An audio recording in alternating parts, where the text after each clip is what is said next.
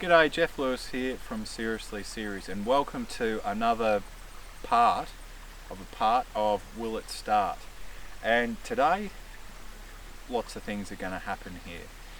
We've got Fredo here, as ready as it's ever been in probably, a couple of decades, Damon, at least. Yeah. If not more.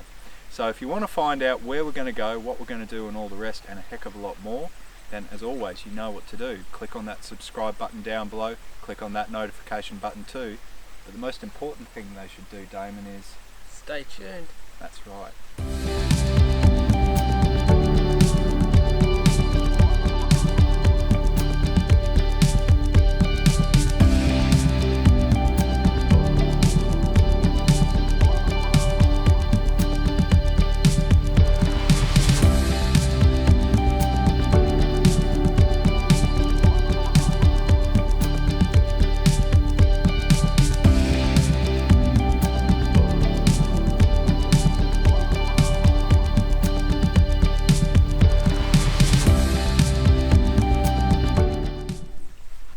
Yeah, last time you saw me pulling the radiator out of the car, and we could obviously see that there was no bung or it had been scraped away.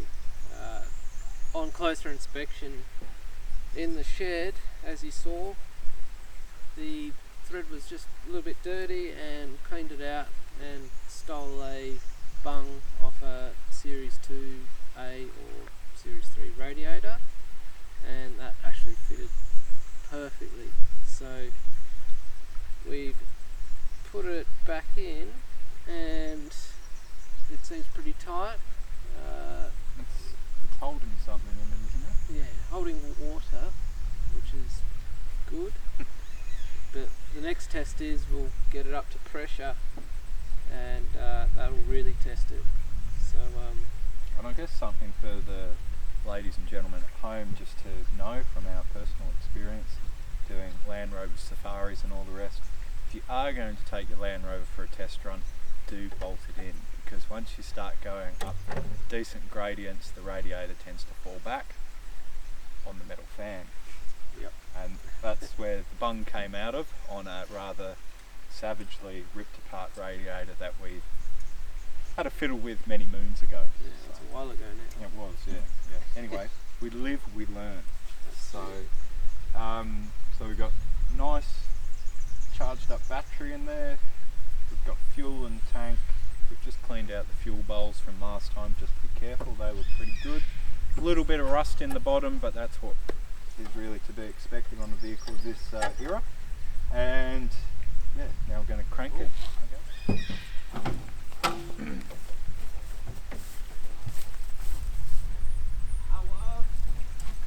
Power, speed.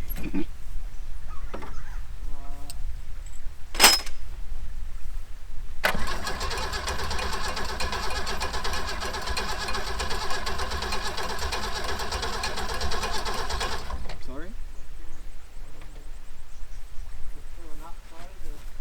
Oh. No, it hasn't filled up yet. Just wait. Yep, you've filled up the... Oh, that was empty, wasn't it? Yeah, so that's full. There's still in the harbour, isn't there? Sorry, I'm running around like a head full of chook. Just 1 minute. Mate, before you do that, see if you can see fuel Yeah. in there. Okay, your foot's off the accelerator? Yep. Just put the... You've got a choke. Yeah, just wait. Ready? Yeah, it's this one. Yeah, it's not really good, mate. No, it's a bit jammed. Oh, there we are. That's open. Pull back. Yeah, that's closed. Let's choke on. Let's choke on. Okay, push out. Okay, I'll just see if it's doing. So what I'm doing here is I'm basically taking over the throttle linkage for the accelerator, and by pressing it down there should be a jet of fuel actually coming into the venturi, or the main cylinder of the carburetor.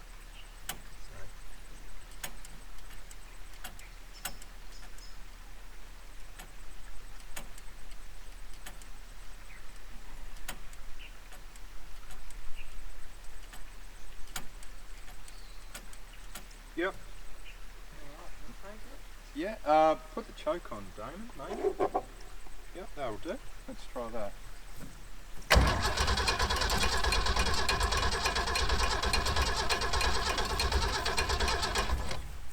don't think that's sparked yet. Yeah. Seems that way. I'll check the spark plugs. That fuel bowl's just filled up, literally. Oh, really? Yeah. Just tell you, we don't have much Go-go juice left. battery.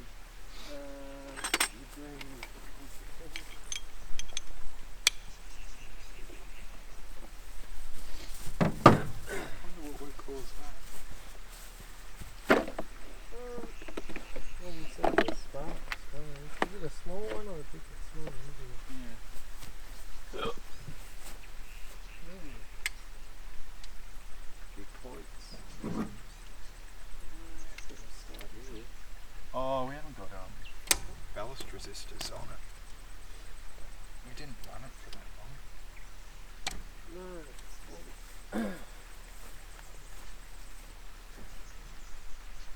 one on the back. There's a regulator on the back. Oh shit. Never done that before. Wow, I didn't really go on that hard. Well, that might be that. Faulty spark plug. Well, luckily we got spares. Yeah. Now we go. Ooh. Oh, yeah. I can't get the toolbox out of the back.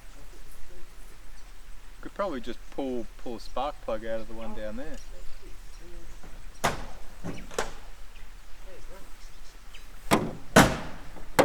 So that's one thing you've always got to be careful of, and I've never done this before in years and years of mucking around, but you can actually see there's a bit of rust around there, just here. So, pretty old spark plug, so it's broken. That's not very.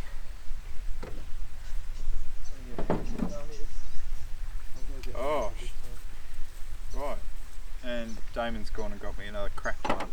So, for those of you who don't know much about spark plugs, and I won't try and bore people who do, but obviously the China part here is the insulator, and up here on the top is obviously where the voltage goes through, and then it obviously arcs out down here. So if the insulator's damaged, then it's not a good thing, because obviously the current that's going through it can escape. So we pulled the spark plug that I just broke out of cylinder 1, and the motor actually fires off cylinder 1. So maybe, just maybe, that might be one of the reasons why it won't start. So we'll try this and we'll see how we go. I'll have a look at the distributor while Damon does his business. One spark plug.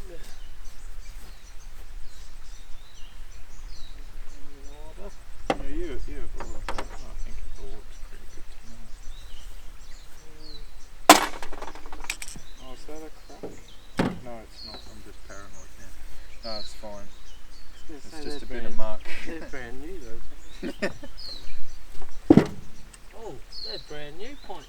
Yeah, I know. I haven't even looked at them before. Someone's spent a fair bit of money on this vehicle in the past. Not huge amounts. Not as much as you'd spend on, like, I don't know, a 79 series. Or you could spend the same amount as a small house. Or Oh, larger. did you want to see if that spark?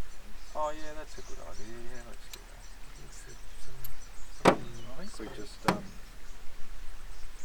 what we'll do, check if we got spark, and we'll arc this out on the lock. Just wait, Damon.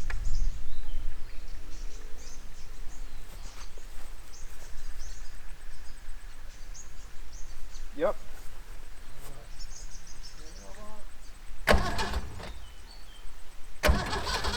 Stop. No. Was it earthed out?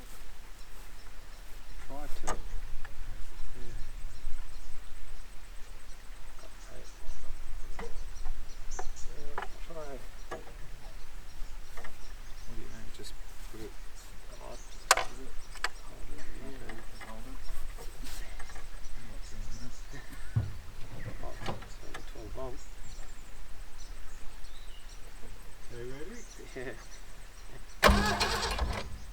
Just keep it going.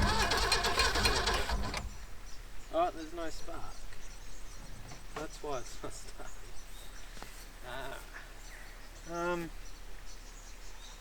Cool.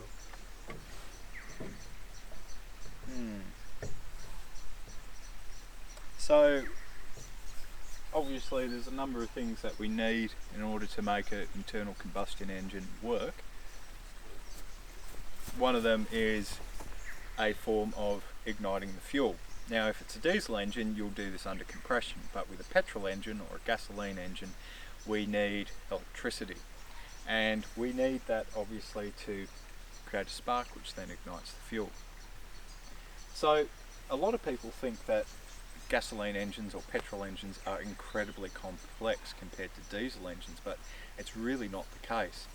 Usually in a situation like this it can be only a few things, and this can obviously be, is there power getting to the coil, and then from the coil we need power obviously to go to the distributor.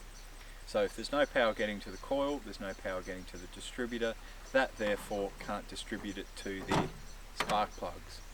And in the distributor we've got a set of small points, so we need to make sure that obviously they're working correctly, because like a spark plug there's a gap and the electrical current jumps across that gap.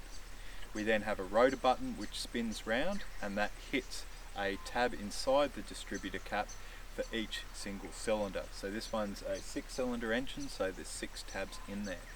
So they're the things that you want to look out for, and the last port of call, which we just checked out, was the spark plug. And what we did there is we just simply pulled it out, put it in the spark plug lead, and then we just earthed it out on a metal item that's attached to the chassis of the vehicle. In this case the bracket, or Damon used the bracket for the oil bath air cleaner. So we've got a multimeter here, and a multimeter is a really handy tool, and if you're doing any big trips you really need to get one. You don't need to spend a huge amount of money to get a top-notch one, but just one that you can obviously test resistance and test voltage. Makes a big difference. How are we going there, Damon? Yeah, good. I'm just what you'd call fault finding, I suppose. So I'm just going around making sure everything's got 12 volts with the ignition on, obviously.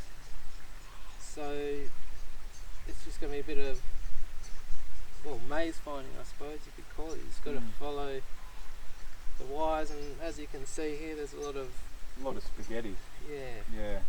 Someone's added quite a bit of stuff, so something has gone astray, and it could be something really simple, or something's just corroded or blown. There's actually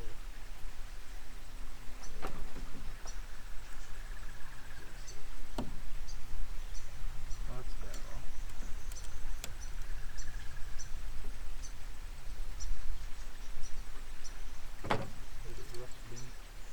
Oh, there we are. Yeah. Oh, I can see.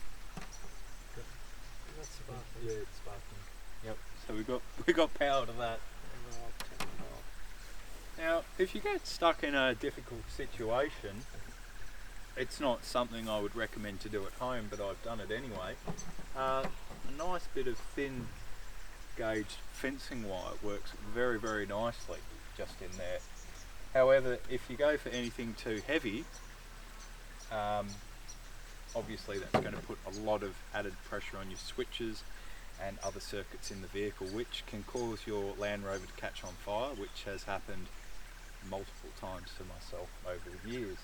But another top tip is to always take a nice custard tart with you, or jam tart of any variety, because they come in the nice silver what do you call them? Little pie dishes, and you can actually pull them off, make a strip and use that as fuse wire. So anyway, Damon's just off procuring a fuse out of the other Series 3, and we should have this maybe on the road soon.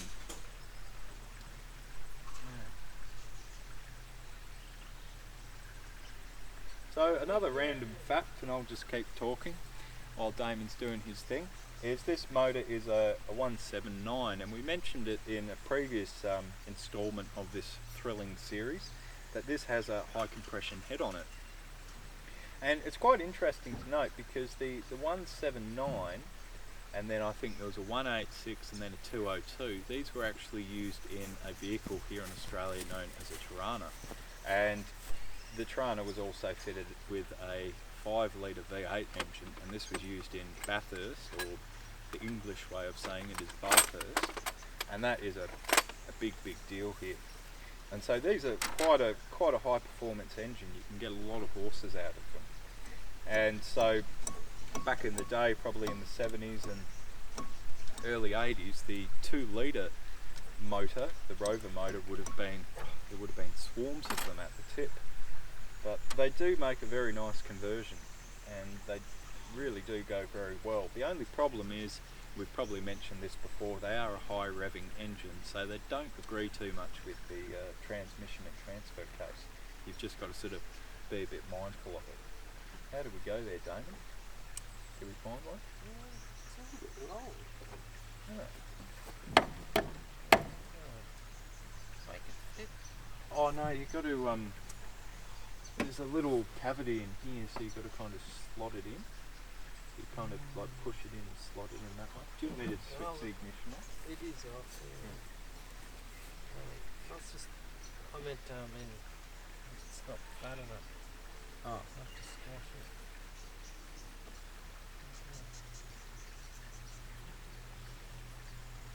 Do you want to see if it blows? I just got to see actually if see if this. Yeah.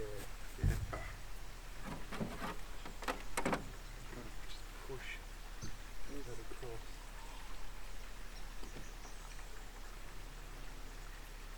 That's as far as it goes. That left and stuff, isn't it? There's a hole in there usually. Because you've got to, yeah, that should work. It's just touching. Yeah. Yeah. Keep your eyes on it. Very quick then.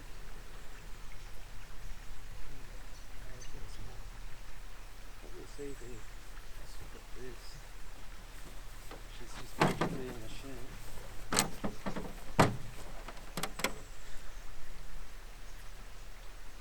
Yes. Awesome. Do we want to check down here? Yes. So we should obviously, many of you will know at home, you should have 12 volts on the coil. You lose a little bit. And then, oh yeah. So do you want to hold that, Damon? Yeah. I don't have metal hands like you do. On the Okay, ready? Ready.